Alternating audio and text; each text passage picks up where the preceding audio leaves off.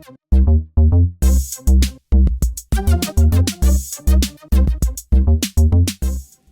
hi YouTube, Mr. Boss here, and in this video I'm going to be unboxing and reviewing Borderlands 2 on the PlayStation Vita. So, you may already know that I did previously buy a PS Vita Slim, but I ended up returning it. I bought that one pre-owned for £78 or I think it was, but it turns out that the condition really wasn't good and I wasn't really happy with it. Instead, I've gone and bought another pre-owned PS Vita, which is hopefully in a bit better condition. I paid £120 for this one, so that also came with a 16 gig memory card, so yeah, hopefully it should be. So the PS Vita version of Borderlands 2 is, to be honest, probably the definitive version of the game, considering it comes with all 6 currently released DLC. Now, I'm not really sure whether or not it's going to support future DLC, but I really hope it does, because any PS Vita support is good stuff. And to be honest, I think the game sold pretty well, so hopefully we should be seeing some future DLC. Now, the Vita version itself has had a lot of criticism, and I've read all the reviews about its frame rate and its technical issues and its bugs and its crashes and everything. And hopefully, after my initial impressions of the gameplay, I'm gonna try to clarify that and try to, explain whether or not I really do think it's worth it, or whether it's just being over-exaggerated. Because, it's going to have to be pretty bad for me to not recommend Borderlands 2 on the Vita. It's such a massive, expansive game that taking on the go is just going to be glorious. As well as, Platinum Trophy to collect. You can play it through 6 times with 6 different characters, and there's just so much to do. And it's a vast open world, so I can't help but be impressed that they've even managed to get the game to run on the Vita. Now to talk a little bit about the Vita Slim. So you may have watched a previous video of mine where I compared the Vita Slim to the original Vita, and to sum up, I actually thought the Vita Slim is a massive improvement. A lot of people criticised it because of the LCD rather than OLED, but to be honest, I really like the display on it. I think that because it's thinner, it's lighter, it feels like a much more futuristic device. The screen is great, and it feels really, really comfortable to hold. On top of that, the battery life is awesome, and the touchpad has been shrunk, so you don't accidentally press it as much. So anyway, here is my gameplay of the game Borderlands 2.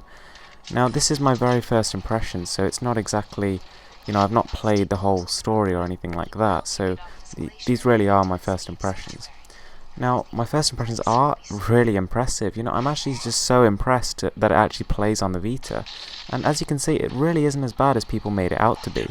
Now, I realise this probably isn't the most demanding area. Like a lot of people said that when you get to Sanctuary, it sort of slows to a crawl. But, this is the majority of Borderlands 2 is this kind of sort of closed environment.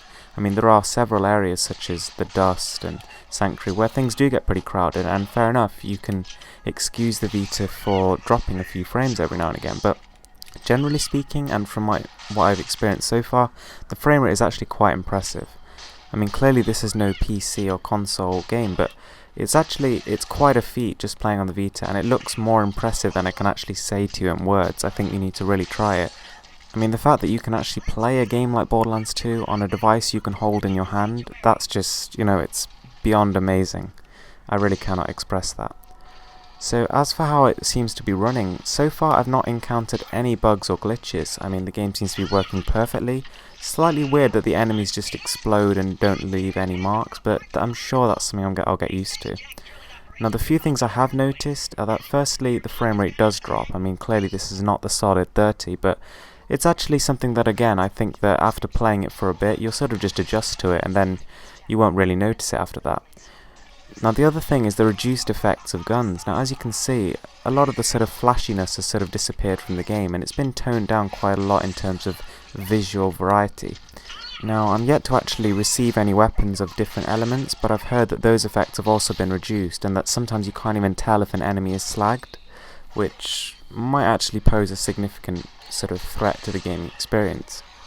However, again, like I said, so far I'm really, really impressed. I probably will do a video at some point further on in the future just to sort of update you on it. And also, I think there is a patch incoming. I really hope there is, because I think when a lot of people complained about the performance of this game, Iron Galaxy did mention that they were going to try and fix some, if not all, of the issues associated with the game. Now, to be honest, I think that would be a bit too much to ask, and I don't think they would do that, considering they wouldn't be earning anything out of it. But at least something to just improve the performance a bit would be really appreciated, so I hope they do that. As for the sound quality, it's actually really good. I mean, I'm quite impressed that, you've got the full console quality sound here. There's been no sort of loss or compression as far as I can tell. I mean, that was clearly not the case with games like God of War, where both the audio and video cutscenes were apparently pretty horrible. But yeah, it's pretty high quality here, so I hope you will enjoy that. Now, one thing to note is that some previous reports have said that the enemy count has been reduced just to keep the frame rate up. Now, personally, I haven't even noticed it. I mean, there's been bullymong things flying at me the whole time I've been playing.